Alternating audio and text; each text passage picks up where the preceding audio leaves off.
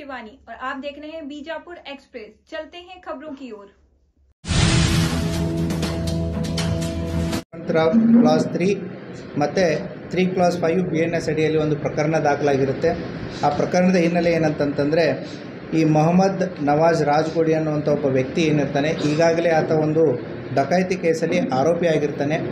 ಈತನಿಗೆ ಈಗೇನು ಕೊಲೆ ಕೇಸಿನ ಆರೋಪಿಯಾದಂಥ ಇಮ್ತಿಯಾಜ್ ಪಟೇಲ್ ಏನಿದ್ದಾನೆ, ಈತನ ತಂದೆ ಇವನಿಗೆ ಶ್ಯೂರಿಟಿ ಕೊಟ್ಟು, ಬೇಲ್ ಕೊಡೋದಕ್ಕೆ ಶ್ಯೂರಿಟಿ ಕೊಟ್ಟು ಆತನನ್ನು ಹೊರಗೆ ತಂದಿರ್ತಾರೆ.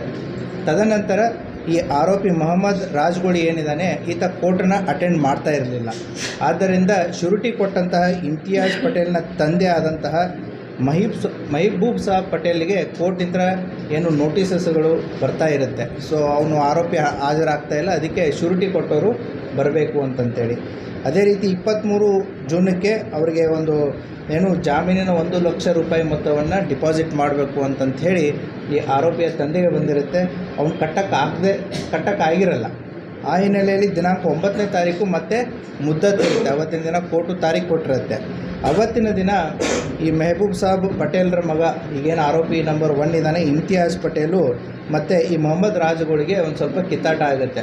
ಏನು ನಿಮಗೆ ಬೇಲು ಕೊಡಿಸ್ಬೇಕು, ಜಾಮೀನು ಆಗಬೇಕು, ನೀವು ಕೋರ್ಟು ಅಟೆಂಡ್ ಆಗಲ್ಲ, ನಮ್ಮ ತಂದೆಗೆ ಇದರಿಂದ ತೊಂದರೆ ಆಗ್ತಾಯಿದೆ, ನೀವು ಕೋರ್ಟ್ ಅಡ್ವೊಕೇಟ್ ಫೀ ಏನಿದೆ ಅದನ್ನು ಕೊಡಿ, ನೀವು ಕೋರ್ಟ್ ರೆಗ್ಯುಲರಾಗಿ ಅಟೆಂಡ್ ಆಗಿ ಅಂತಂತೇಳಿ ಹೇಳಿದ್ದಕ್ಕೆ ತದನಂತರ ಈ ಮೊಹಮ್ಮದ್ ರಾಜ್ಗೋಡಿ ಆತನ ಸ್ನೇಹಿತರಿಗೆ ಹೋಗಿ ವಿಚಾರವನ್ನು ಹೇಳಿದಾಗ ಇಮ್ತಿಯಾಜ್ ಪಟೇಲ್ಗೆ ಫೋನಲ್ಲಿ ಮತ್ತು ಇವರಿಗೆ ವಾದ ವಿವಾದಗಳಾಗಿರ್ತವೆ.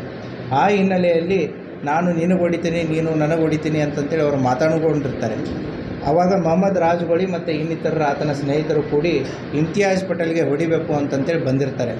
ಬಂದಾಗ ಇವರು ಕೂಡ 3 ಜನ ಇರ್ತಾರೆ. ಇಮ್ತಿಯಾಜ್ ಪಟೇಲು ಮತ್ತು ಆತನ ಇನ್ನಿಬ್ಬರು ಸ್ನೇಹಿತರು ಈಗೇನು ಅರೆಸ್ಟ್ ಆಗಿದ್ದಾರೆ ಅವರು ಇರ್ತಾರೆ.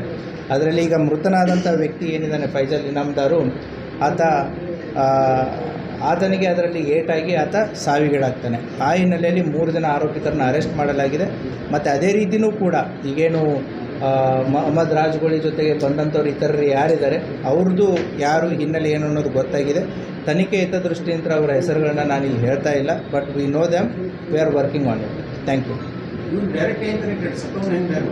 Thank you.